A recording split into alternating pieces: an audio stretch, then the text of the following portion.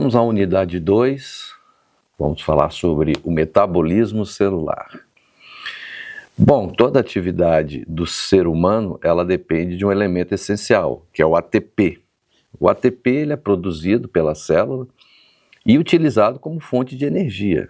Mas na atividade esportiva, nós temos uma variedade de elementos que vão nos ajudar a manter a atividade física em alto rendimento. Então, qual que seria a fonte de energia mais interessante para aquela atividade física? É como um mapa, né? Um mapa rodoviário. Você tem várias pistas que te levam ao mesmo destino. Você tem que escolher a melhor pista, né? Digamos assim. Então, durante a atividade física, o próprio corpo regula essa condição de metabolismo. Então, por conta disso, nós temos basicamente dois tipos de metabolismo para a produção de atividade física, que é a via aeróbica e a via anaeróbica. Como é que funciona essa produção, essa geração de ATP? Nós temos três formas básicas para se produzir ATP. Nós temos a mais rápida, que é a glicose, e nós temos outras duas, né, os lipídios e as proteínas. Essa escolha pela via metabólica, ela depende de alguns fatores, né? Primeiro, qual a intensidade que o exercício será realizado. Segundo, qual o tempo de duração desse exercício. Então, na via aeróbica, o aceptor que vai ser utilizado na produção do ATP é o oxigênio. Já na via anaeróbica, nós vamos quebrar a glicose, vamos precisar de enzimas glicolíticas para produzir esse mesmo ATP. Mas tem uma diferença grande, né? A diferença é que a via oxidativa, ou seja, o oxigênio, ele produz muito mais ATPs do que a via glicolítica. Então já dá para você ter uma ideia. Se você produz muito mais ATPs na via oxidativa, é porque você vai utilizar essa via em uma atividade de longa duração. Então, as atividades aeróbicas são aquelas que estão relacionadas a uma atividade física com longa duração. Vamos colocar aí 70, 50 minutos a mais, né? Já a via anaeróbica, ela é produzida em atividades de baixo tempo, né? Apesar de que você pode ter aí uma sequência de algumas repetições, mas o tempo tem que ser baixo. Por quê? Porque você não consegue repor essa ausência de nutrientes para geração de ATP. Você vai precisar da glicose que vem por outras vias, né? Precisa ser absorvida, transformada pelo fígado, enfim. E a respiração, a fosforilação oxidativa é aquela que vai te dar, né, dentro da mitocôndria, uma produção muito maior de ATPs. E nós temos uma terceira via, que é uma via anaeróbica, né, que é a creatina fosfato, que ela é utilizada sempre no início das atividades físicas. Só que ela é uma reserva muito pequena. Então, ela é toda utilizada nos primeiros segundos ou no primeiro minuto. Então, ela é muito utilizada em modalidades esportivas, por exemplo, como a explosão, né, na corrida de 100 metros rasos, como um levantamento de peso. Então, aquelas modalidades esportivas que você tem aí 10 a 15 segundos, ela te dá quase que 100% da energia daquela atividade, né? Passou disso aí, já entra para outras. E as proteínas, elas não são fontes confiáveis porque elas tiram a energia vinda de células do músculo. Então, quando você entra nesse nível de depressão dessas células, o que vai acontecer é que você vai perder massa magra. Então, normalmente,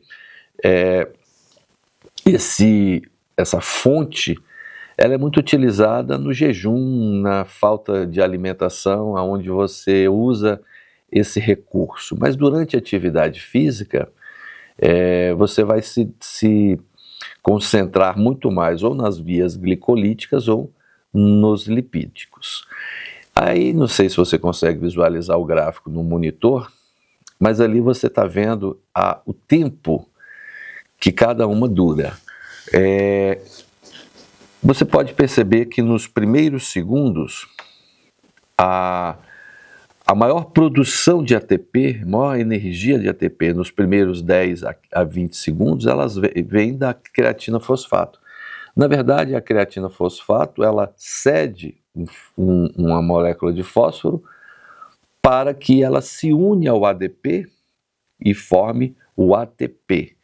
Então, é a via mais rápida de formação do ATP, ou seja, ela converte o ADP em ATP. Já não na fosforilação oxidativa, você produz o ATP, né? E à medida que o tempo vai passando, as outras fontes de energia vão se sobressaindo, de acordo com a intensidade do exercício, né? E aí você consegue perceber que com 3 minutos a 4 minutos de exercício, o seu metabolismo já está se ajustando ao teu tipo de exercício. Se passar desse tempo, 10, 20, 15, 30 minutos, o metabolismo aeróbico vai se sobressaindo para te manter naquela atividade física. E então é importante você saber que tipo de músculo vai utilizar que tipo de fonte de energia, né? Então nós temos no tecido muscular, nós temos basicamente 2 tipos de fibras musculares, a fibra tipo 1 e a fibra tipo 2. A tipo 2 ela tem uma subdivisão, a 2A e a 2B, mas basicamente elas têm as mesmas características. Então a fibra tipo 1 ela é considerada a fibra oxidativa, aquela fibra que você vai utilizar para te manter em pé durante as atividades físicas e contra a ação da gravidade. Por esse motivo, elas também são conhecidas como fibras musculares antigravitacionais. Você ficou em pé, venceu a ação da gravidade, está andando, essas fibras estarão trabalhando. Então, se você imaginar um policial que fica 4, 5 horas de plantão em pé na frente de um evento, de uma delegacia, sem sentar, aqueles músculos que estão contraindo para mantê-lo de pé estão trabalhando incansavelmente por 4, 5, 6 horas, né? Isso mostra a habilidade, a resiliência que essas fibras têm para trabalhar esse tempo inteiro sem cansar. As fibras tipo 2, elas também são conhecidas como fibras brancas. Se elas forem utilizadas durante a atividade física, elas têm uma capacidade de força muito grande, mas uma capacidade de resistência pequena. Então elas precisam ser usadas em momentos precisos, onde a explosão de força é recomendada, e após isso aí você vai gastar um certo tempo para repor essas fibras que você usou, né, essa energia que você usou durante a atividade física. As fibras tipo 2, elas também são classificadas como brancas, elas têm a característica da hipertrofia muscular, ou seja, graças a essas fibras, né, ao exercício feito por ela, que você vai modificar a sua característica corporal, né, aumentando a massa muscular. Na tela, não sei se você consegue visualizar, mas nós temos ali a característica de cada fibra. A fibra tipo 1, muitas enzimas oxidativas, muitas mitocôndrias, que são essenciais para se gerar, né, usando o oxigênio, se gerar o ATP. Ela tem um metabolismo oxidativo, ou seja, usa o oxigênio, é de contração lenta, mas tem uma resistência muito grande. Já as fibras tipo 2, principalmente a 2B, porque a 2A é uma fibra intermediária, mas a 2B, essa sim, ela tem uma capacidade de via glicolítica muito maior. Então ela tem muitas enzimas glicolíticas que vão quebrar a glicose e transformá-la em fonte de energia, né? Você vai ter algumas modalidades esportivas que elas acabam sendo determinadas pelo metabolismo, né? Então, uma corrida de longa distância, por exemplo, você vai ter aí a captação basicamente do oxigênio.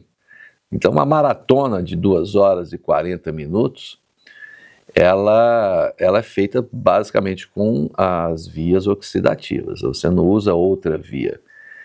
Isso mostra que o corredor maratonista ele tem uma estrutura física muito aquém, né? Ele quase não tem massa muscular, ele não tem gordura de reserva.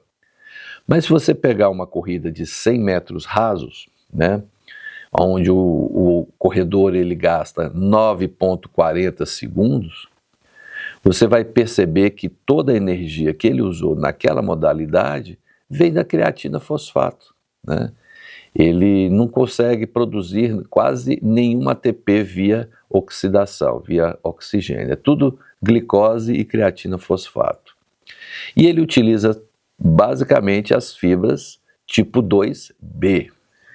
Então você consegue visualizar nesse tipo de atleta que ele tem uma massa muscular muito bem definida, ele consegue fazer uma explosão de velocidade, atingir níveis de velocidade muito alto, mas a prova não pode passar dos seus segundos previstos.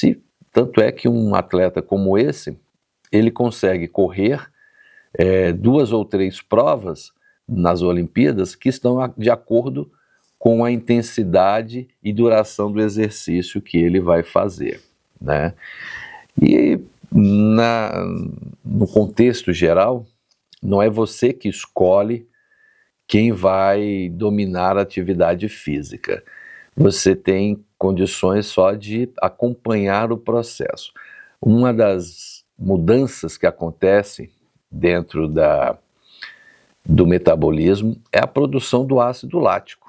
Esse ácido lático é produzido quando se usa a glicose como fonte de energia e isso vai gerar uma sobrecarga, porque o pH vai mudar e essa glicose em excesso na corrente sanguínea e na própria fibra muscular, ela vai te levar à fadiga. Por esse motivo, vários atletas durante a prova ou durante a atividade esportiva, eles param, têm dificuldade na continuidade do exercício ou até mesmo apresentam cãibras e outras alterações metabólicas decorrentes desse excesso de ácido lático. Até a próxima.